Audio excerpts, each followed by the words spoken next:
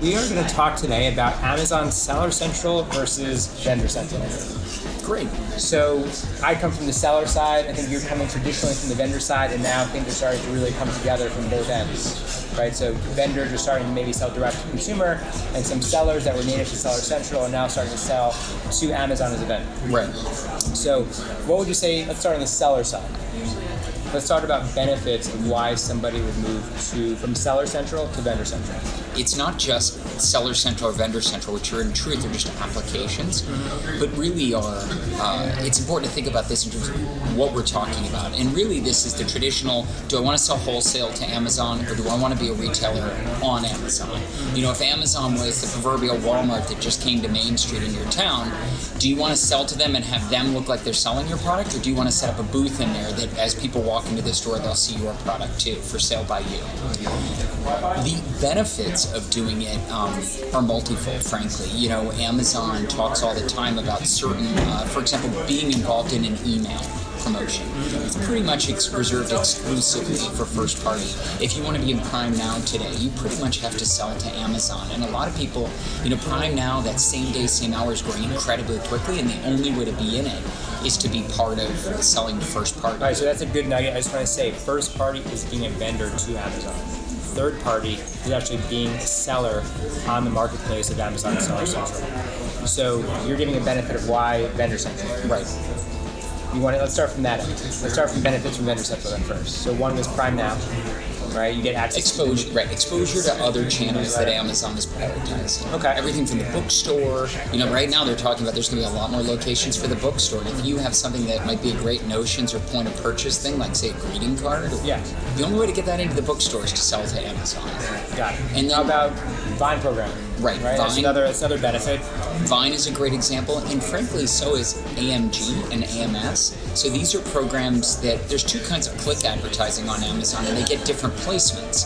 And for example, you may be in a really saturated situation where you're paying quite a lot for the clicks in your third-party program, but in first-party, maybe there's not so many people selling, and you might actually not have nearly as the same click might be much cheaper, and so to be able to get access to both programs gets you the ability to really maximize your involvement with the program. Now, all of this, I want to caveat, assumes that it makes sense for your product to sell to first party and that you can get through the vendor express setup.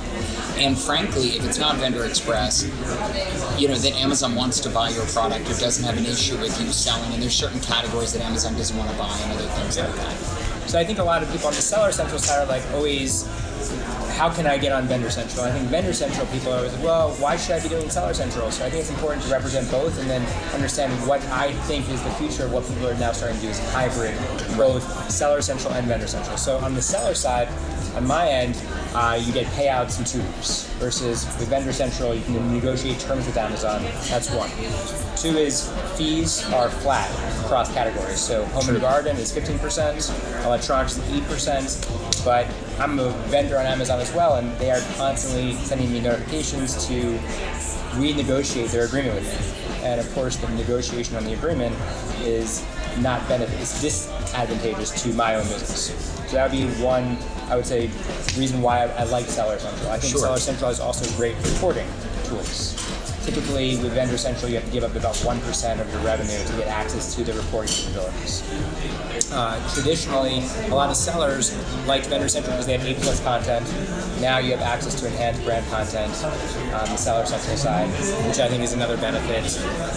And finally, going direct to consumer is the wave of the future. Right. So Amazon is a middleman, right? Someone that's in between you and your customer. And so now you can bypass selling to Amazon and going to sell on Amazon. Right. So you get double the market, double the fun.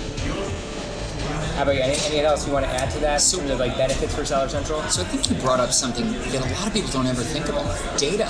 Because they're different technology stacks, there's bizarrely very different data available to vendors versus third parties for the same and similar products. I can't recall now if they finally have lit up sessions in Vendor Central. But for a very long time, if not still today, you couldn't see sessions. And understanding sessions, if you don't have sessions, you don't understand if I make changes to the copy on the page, am I improving the conversion? I mean, it's critical to understanding whether you're doing a good job. And the only way you could get it is to be a third-party seller. So I think one of the things you bring up, there's a few things. If you start third-party and go to first-party, it's actually much simpler. If you start first-party, you really need Amazon's permission to go third-party. And the reason why is you have a relationship with them and they don't want you to use their platform against them. And so this isn't, it's not a huge hurdle, but we highly advise our large brand clients really do this in light of day. There's very little to gain from trying to sneak out and create a third-party store. And the last thing you want to do is do this and then end up disrupting a powerful relationship you have, a wholesale relationship. The other thing I want to say is, as a manufacturer, a lot of manufacturers aren't quite equipped to become a seller of record. And becoming a seller of record is, a lot of merchants say, geez, it's not that hard. But as a brand, to suddenly be the one paying sales tax, what will this do to your overall wholesale relationship? Does it expose you to any tax or legal issues? And we have I would tell you, a third of our clients that start down this path end up picking what we call a proxy seller instead, meaning that they pick one of their distributors and work with them and partner with them to be the third-party seller, rather than get to the point where they expose themselves to legal or tax issues of being a seller of record. But so I deal with some major brands, and what I'm finding is that they start selling on Amazon, and it's like dipping their toe in the water of selling direct to consumer. Right. So you kind of have everything set up for you. You can figure it out on the fly. Amazon gives you your performance metrics and when it's shipped and when it's delivered. So they have to figure it out, and instead of just creating their own direct consumer storefront, they start on Amazon first. They get comfortable with it, and then they start their own direct consumer website, shopping cart. Totally. The other thing I want to mention, I think that's a really important note, is that Vendor Central, if you're launching a new product, Eric Keller's Pomodoro timer, right, on Amazon, if you're launching that product, to get Amazon to buy into that product because there's no sales velocity, it's extremely hard. So they'll buy 2, they'll buy 3, and then they'll just maybe disappear. So on Seller Central, you dictate the rules. Right. I want to send 100 of these timers over to Amazon, and then you create your page. You have a lot, in my opinion, you have a lot of control. Right. And I am a huge fan of owning logistics, the brand, the control, and eventually the customer. I think you're exactly right, but I'm going to term what you just said also, backstock. So we have a client and they sell something that sells average order price is $550. It's quite heavy. Amazon just doesn't want to hold a lot of these. They're hard to ship, non-conveyable, they're expensive, it ties up a lot of margin. But what we do is we invariably got permission to be backstocked, and they have a great 3P business, and every time demand outpaces supply, it switches over to sell third party. There's no discounting, it's entirely created to do what you just said, which is to ensure full availability 100% of the time. And to be honest, it's a great partnership. So you're saying your client is doing both Vendor Central and Seller Central? Of the exact same product. Right, so that's a great segue. Right. So what I'm seeing as a trend right now is that you have the hybrid model.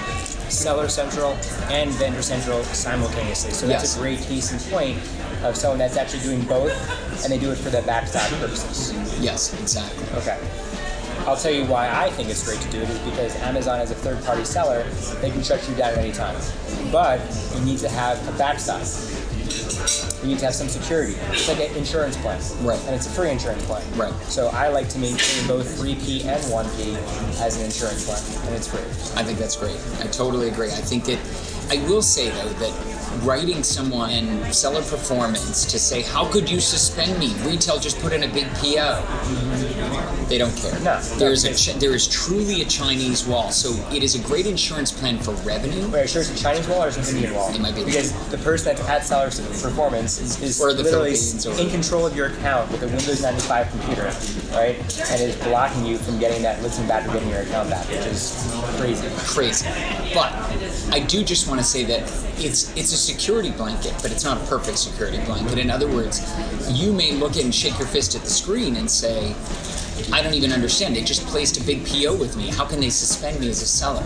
They're very different things. And one, that insurance policy is a revenue insurance policy to help ensure you're still active, but it is not an inoculation against action.